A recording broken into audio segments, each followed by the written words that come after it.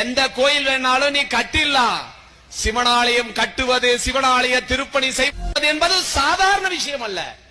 அவனை கும்புறதுக்கே அவனுடைய அனுமதி வேணும். அவன் அருளாலே அவன் தாள் வணங்கி, அதெல்லாம் தாண்டி அவனுக்கு திருப்பணி செய்யணும் என்ன வேணும்?